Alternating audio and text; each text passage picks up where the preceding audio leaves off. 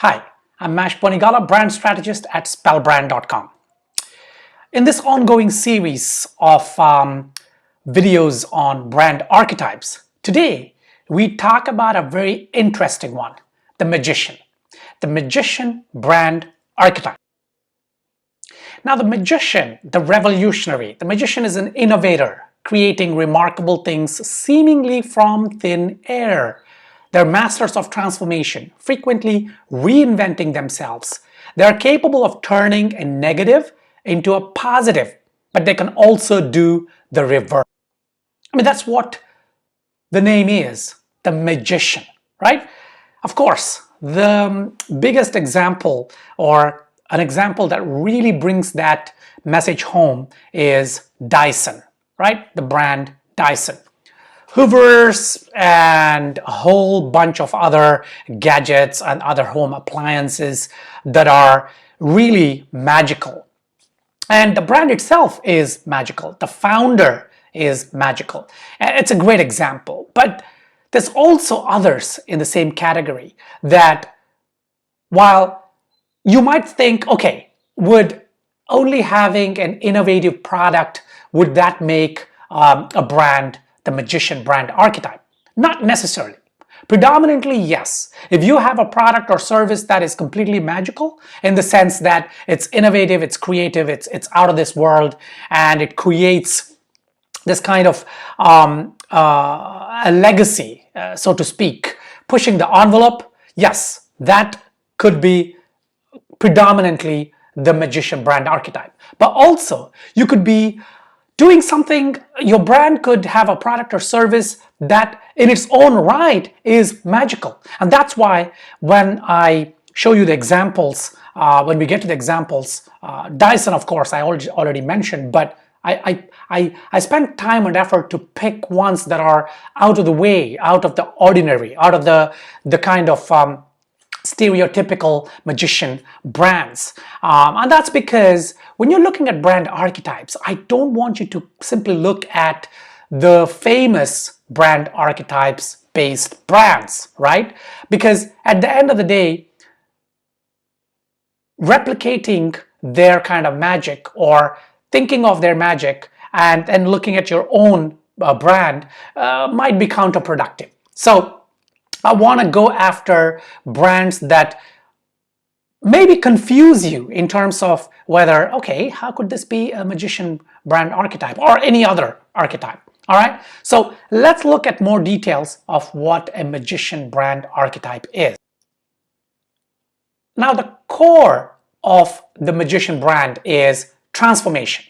Like the rebel, they challenge the status quo. They often combine disparate elements or items to create something new, shocking, useful, or entertaining. The magician brand often, but not always, has a reputation for having access to restricted knowledge, interesting expertise, or seeming prescience. So, what is the brand promise of a magician brand archetype? Uncommon knowledge. What about the goal? Make dreams come true.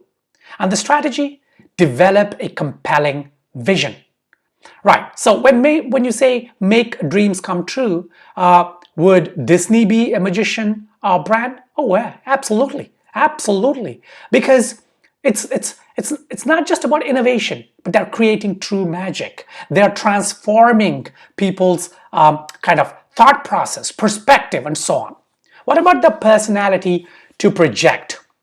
The catalyst, the innovator, the inventor. Ideal customers are loyal to this brand archetype, and they need to feel as if they're grown smarter, wiser, or just plain better from using the brand's products or services. These folks are valuable customers to have because they provide word of mouth advertising, right? Word of mouth advertising, that means people, they become brand ambassadors, right? They're fans of your brand, and that's very important. So even if your product or service or your market segment doesn't have the attributes of innovation or groundbreaking, even if it's a mundane kind of market segment, product or service, I think if you have a sliver, a small kind of percentage of your overall brand archetype as a magician brand archetype, you would benefit from it, because what you're trying to do is really create a tribe around your brand, right? So if you can look at your buyer's journey and find spots where you can inject some magic, you can inject some kind of excitement and innovation, so that your fans, your customers can then become fans, can become brand ambassadors. Then of course, you're gonna swim towards the open waters, right? You can swim towards the blue ocean. When you look at the magician brand archetype, don't be put off if you think your product or service or your market segment is not exciting, or it doesn't fit that innovation kind of magical segment, right? You can always infuse and inject magic into your whole brand, in your messaging, in your advertising, in your customer service, of course, in the way the brand tone and the message that just comes out, right? You can inject magic into that. So it would help you to think through and analyze and study the magician brand archetype. It's a good one. It will definitely benefit you. What about weakness, right? Can be perceived as too off the wall or eccentric. But if the brand strategy focuses on evocative marketing infused with enigma, then this archetype can be quite effective. Okay, that might sound or look a little confusing, but it is quite simple. In your brand strategy, just as I was mentioning before, if you can infuse some kind of enigma, right? So enigma is where there's a little bit of mystery, but not the cheesy kind of mystery. You are genuinely creating mystery because of the layers of messaging that you have. That's why the bigger brands, the global brands, the more successful brands always have layers of messaging. They don't have a simple message. It might seem simple, but there are layers, believe me. They always have layers. So if you can have those layers of messaging, then you can infuse some kind of enigma into your strategy, and that creates that that sort of mitigates the weakness, the perceived weakness of this magician brand archetype.